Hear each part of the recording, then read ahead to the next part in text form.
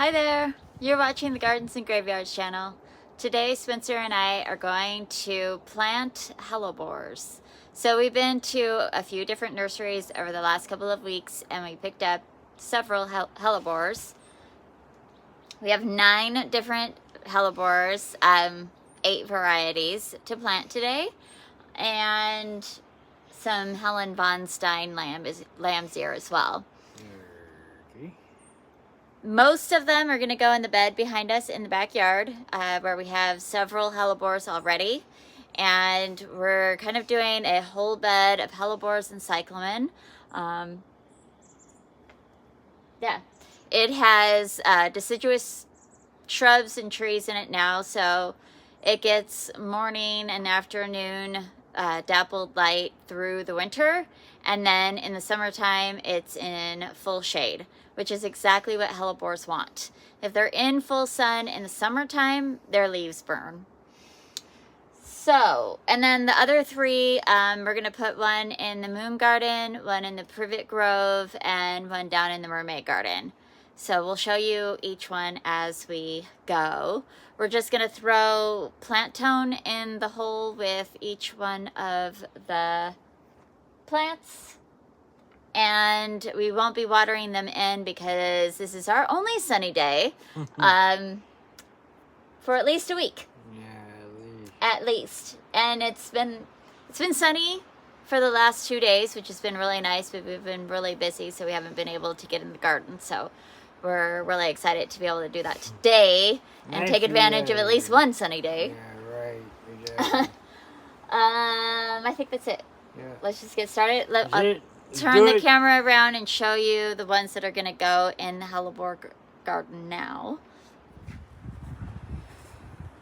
So we have a Winter Jewels Golden Lotus, and this one came from the Northwest Gardens that we shared a garden tour with you in a video already, and this company has stopped producing their hellebores and they've sold their hellebore business to Little Prince of Oregon.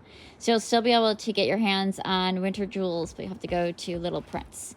The Golden Lotus is a double yellow petaled hellebore. This one and this one are the same. This is the Ice and Roses Nightingale, and then we got the Ice and Roses Dark Picotee. And these all came from Out in the Garden nursery. This one also came from Out in the Garden. This is Hellebore Fotidius. I don't know. Here. It has a really unique leaf for a hellebore and a very different kind of flower. I guess I should show you these flowers. This is the Nightingale. And it's like a dusty, deep purple. And then this one is the Dark Picotee. And it has like a purple margin with a yellowy green stripe. And then this one is from the Honeymoon series. This is Romantic Getaway. And it has a very striking flower.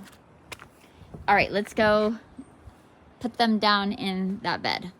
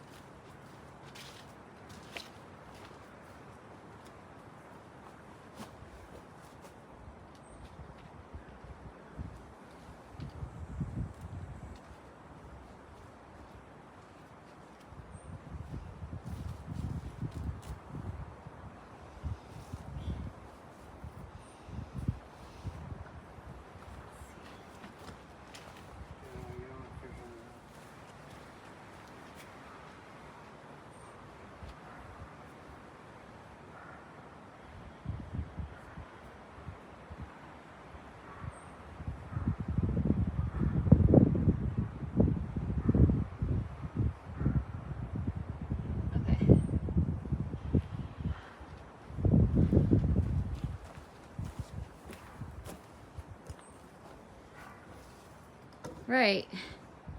So we're gonna put the different leafed one behind the maple because you can see it this time of year. Like, pull these dead branches out of there. You can see the different texture and lighter color this time of year, and it kind of mirrors this one, which is all bloomed out, but it also has this like multi flower like that one does back there. So I think I like that there. And then we're going to place the other ones over here. Oops. And we're gonna do the two that are the same right there, and they'll just grow kind of together and let the Kafirs kind of poke up between them. And then that one has more white variegation on it, so it'll shine a little better in the back.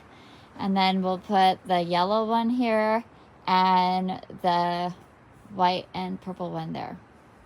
And that'll contrast these dark purple ones nicely, I think, too. So, yeah, that's what we're gonna do.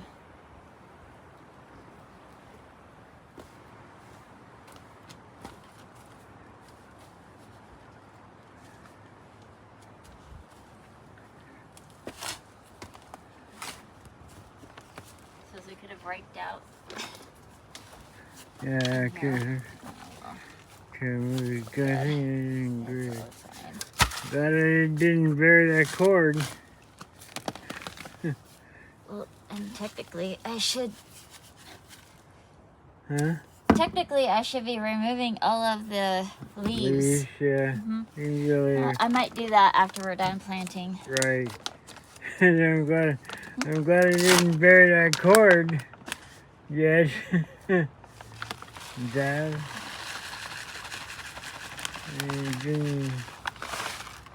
Did not even think about that. I saw the cord. I know, I'm just saying. Had you buried it, I would have asked where it is.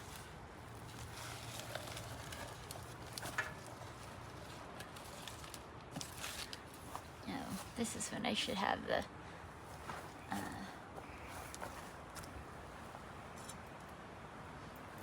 Thank you.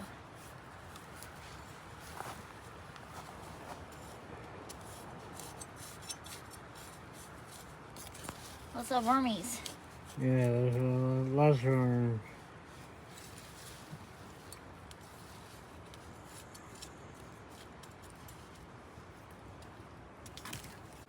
Right.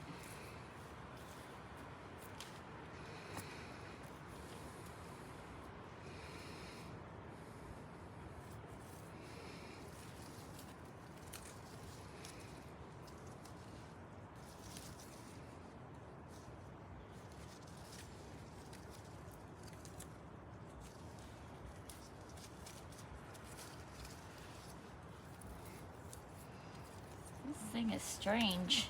Almost like a lace leaf. It's almost like a lace leaf. It is. And the nursery owner told me that it's shaped all weird because it was growing in the greenhouse and it got really hot and then it got really icy and then it got warm again. So it just kept trying to correct itself. So in the future, it won't look so wonky. Hopefully. I don't know. Okay. Wonky. One down. Okay.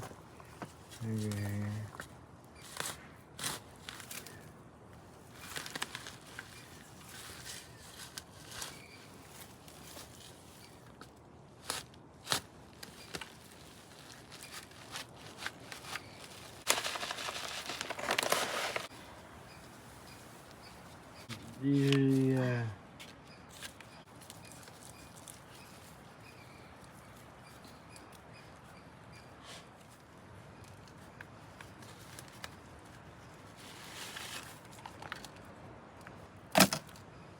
You should.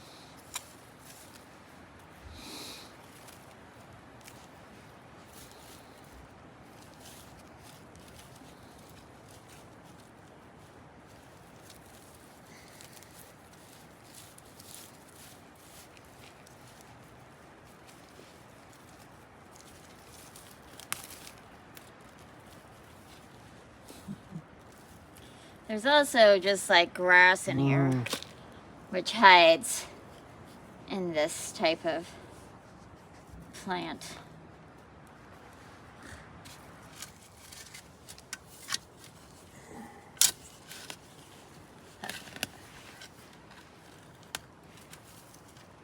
It's like there's a weed barrier right there. Right.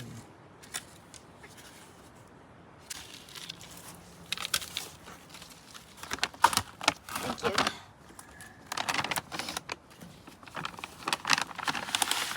Oh God. Oh, there you go.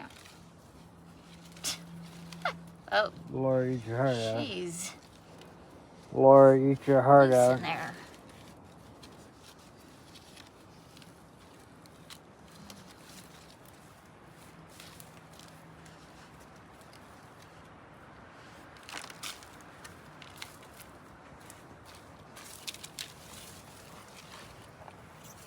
Okay.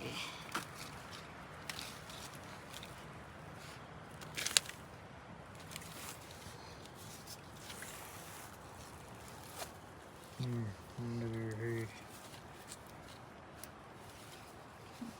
Look at your face. Fun. Fishy. You had it. All right, one last thing over in this area is we're gonna plant the Helen von Stein lamb's ear.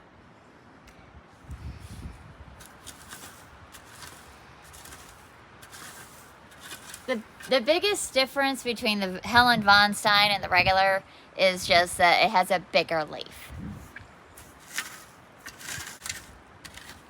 I could use a rake over here. Moving this mulch out of the way.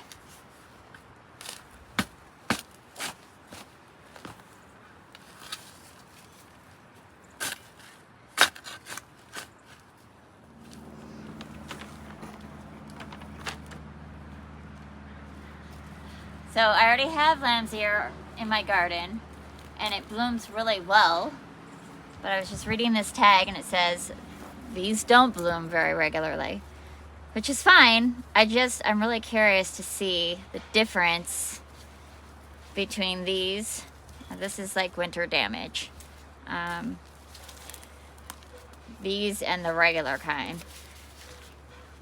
Mostly because I keep seeing gardeners talk about growing them and always have to say that they're the Helen von Steins. I just want to know what the difference is, so I'll plant a clump and see for myself if I like them better. This is very root bound. Here. Somebody will know. Deprived. Okay. We've actually had this container sitting in our collection of plants to plant since late fall. A long time. So, it's like so ready. Look at that. Ah! Alright, I'll do one more.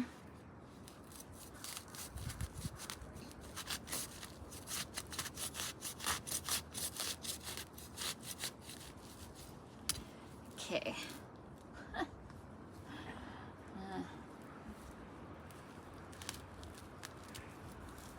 Would you like some soil?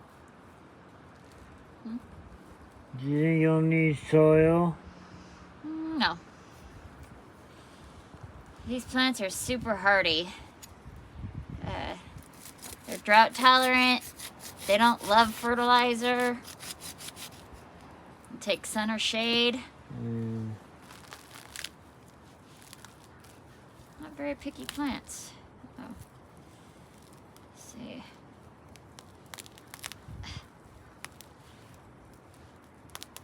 Okay.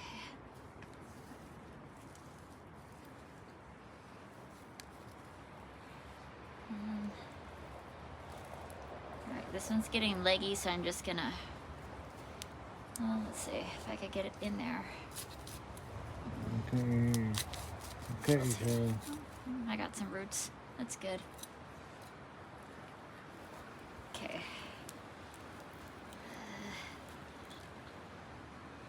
Leave those together. All right. Ouch.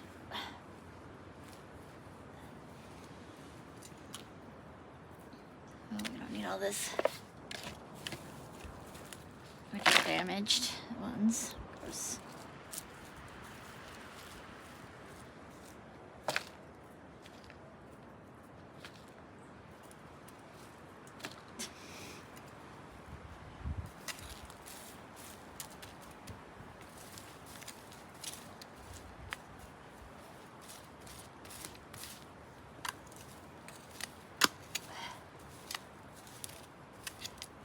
Lots of wormies.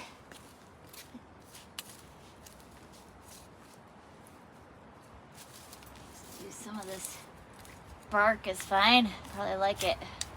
Composty. Right.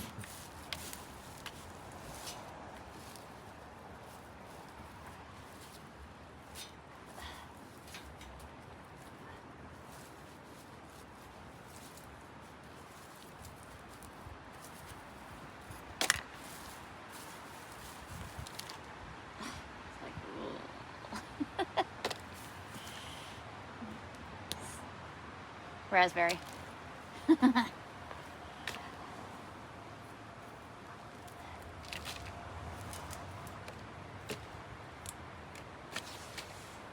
Okay, this area gets a little bit of morning glory, so we have to watch for that so it doesn't get strangled out. But the more ground cover that we get, the better. Yeah. And that's what this lamb's ear does. It kind of spreads out, makes a tall ground cover. Oh, we'll get to see what the difference is this summer. All right, let's go plant something else.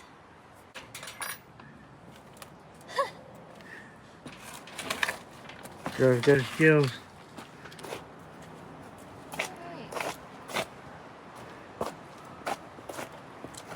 All right, so now I have the Frost Kiss Moon Dance.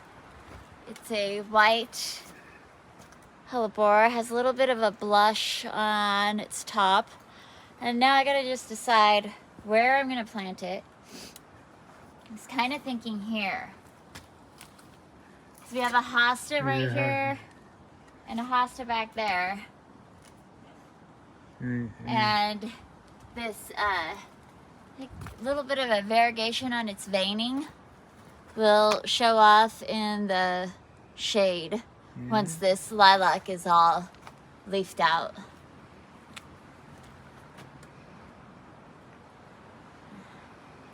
It's coming. I'm like always fighting buttercup right here, so it's like a good place to plant something and get rid of it. I agree.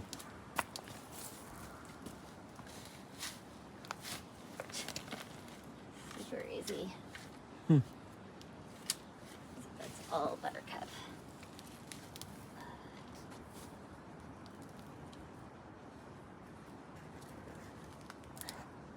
It's a bunch of lilac sprouts. I need to... Those suckers. Yeah, suckers. Need some. Hang on.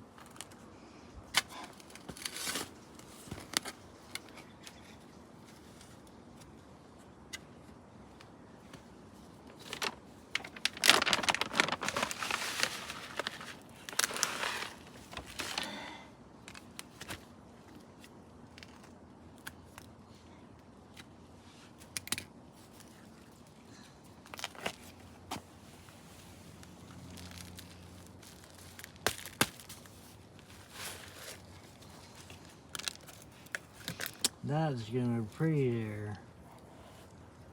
Good call, honey. If I remember correctly, this hosta has a variegated leaf too. Uh-huh. This one does, that one doesn't. That one's blue. Yeah, that'll be awesome. Awesome. Ouch. Oh, my finger. Touching it. Okay. All right, so we have a... get this buttercup out of there. We have a blue moon hosta down there. We have a moon dance hellebore and a twilight hosta for our moon garden. Yay. I think it's double fun to not just have the white flowers and variegated plants in the moon garden, but also all the plants have moon names. All right, now we're down in the mermaid garden and we're going to plant a hellebore called Sandy Shores.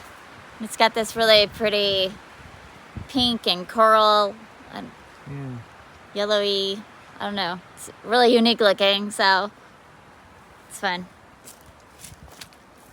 Right next to the peanut butter tree.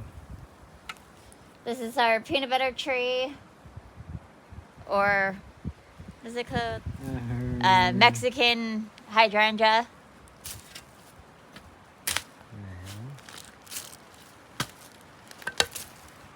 Uh-oh. I don't like damage any of her baby roots. Be careful. It's pretty small.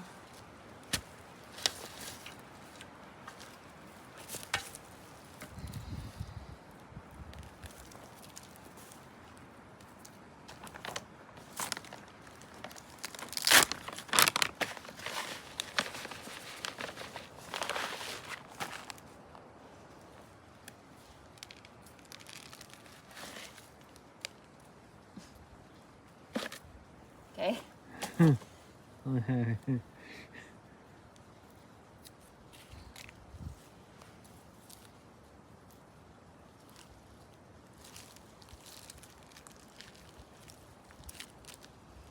It's like the cardboard underneath there is breaking down.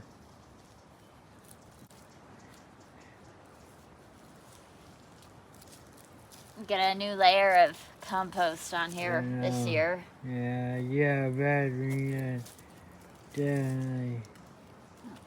So, There she is. cool. I like that the new leaves are like a bright green too. Like this is an old leaf, but they come out nice and bright. So that's, Right. some of them come out kind of dark. So that's kind of perfect for this much shadier garden than the other ones. Sweet. All right, we just had the perfect grove to do and then we'll be done with hellebores. We're gonna put our very last hellebore in the privet grove where there's a bunch of hostas. So we have a big hosta right here, and then we have some over like this way, and then there's a black lace elderberry right there, those sticks that you see, and then these are privets. So we're gonna plant this.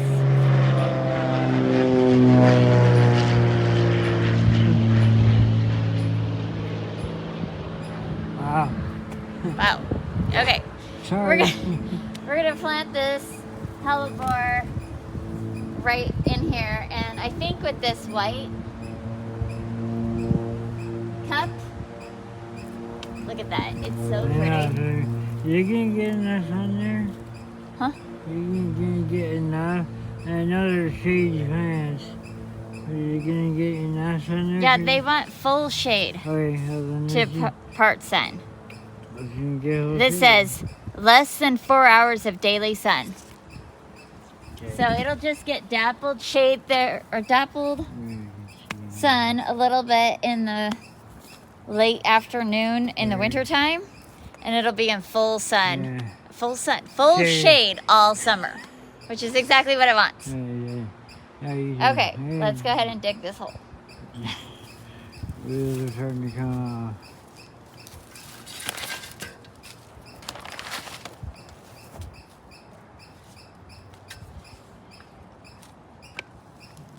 If I can dig in privets, you know. I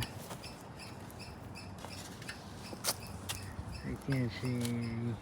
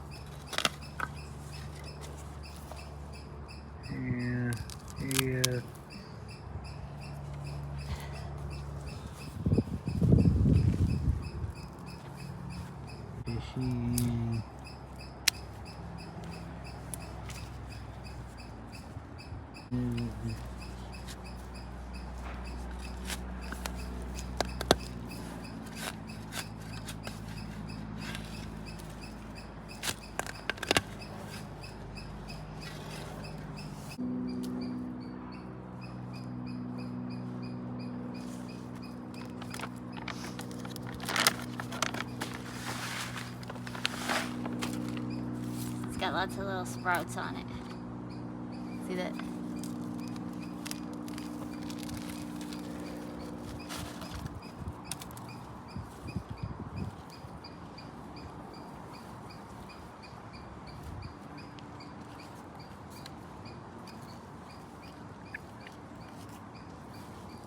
I'm hoping I actually got some of that.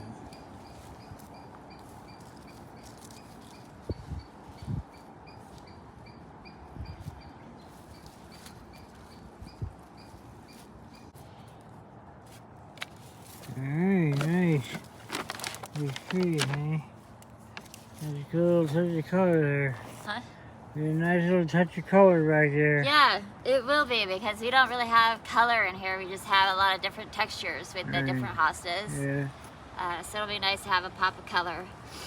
And I think it'll show up against that black elderberry really nice Yeah, too. very nice. Yeah. Although they won't be that won't be leafed out at the same time as this blooms. Right.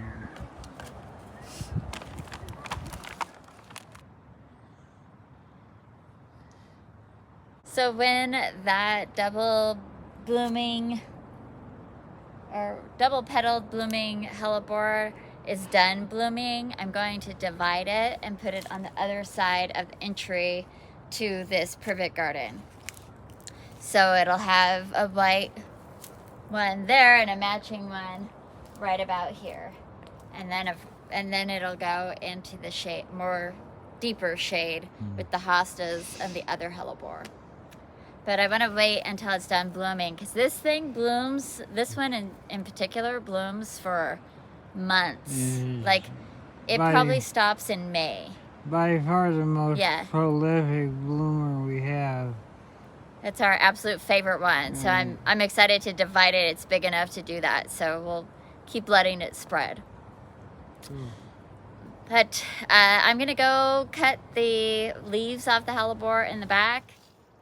So the reason that we cut back the leaves on the hellebores is because the leaves that are there right now are actually last year's leaves and they're going to start looking pretty ratty. I'll turn the camera around and show you a closer picture of what they look like. They're starting to definitely, you know, just decline because they're old leaves. And after they're done blooming, they push out all new foliage and it's lush and green and beautiful for another year. What I want to implement into my fall cleanup practice is to cut back all the hellebores, even though they probably still look pretty good in October and November, because once they start blooming and there's no foliage there, you can see the blooms sooner, so you get to enjoy them longer, and they really show up in the garden when there's not a bunch of foliage around it. So I'll show you what the leaves look like now. I'll get them all cut back, and then we'll take a look at the garden after I'm done. So you can see all these little spots. It's just from age. It's just from, you know, being in the garden for a while. So we just cut them all the way to the base of the crown, and we leave all the flowers. So you can see they just start looking a little sun-scorched, a little just ratty. So, yeah, you start looking at them close. Not beautiful. But we'll get them out of here and let the flowers show off for a little while.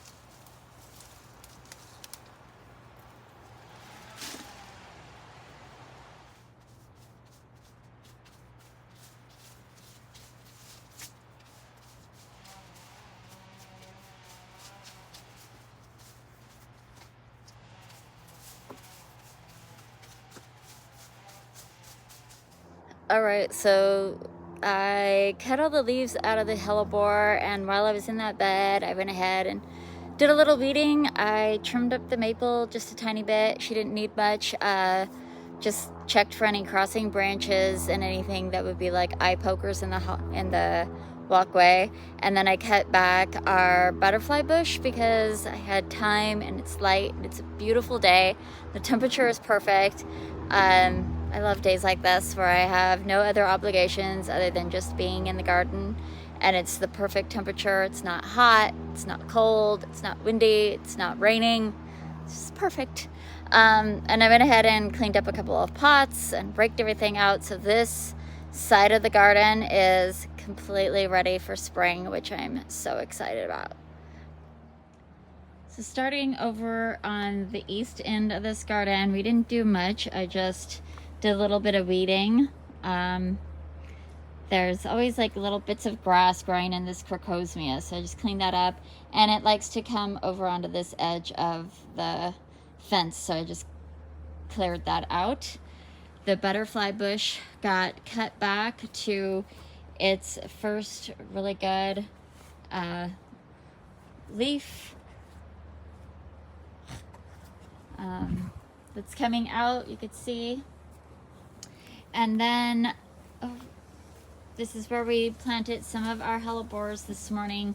I left leaves on ones that didn't have blooms so we could see clearly where they're living and they can photosynthesize a little bit. And then we have the Helen von Stein lamb's ear right here. I cleaned up the scabiosa in these pots. And then this is the species lamb's ear right here, and we have a patch down there. They bloom beautifully, and I personally love their blooms. I know a lot of people don't appreciate them, but I like them. Okay, so then this is what I'm talking about, and why removing the leaves from your hellebore is so conducive to our, garden, because you can clearly see all those different hellebores now. So the only problem with hellebores is they nod down, and so it's hard to see what they look like, but aren't they so beautiful? This one is so sweet.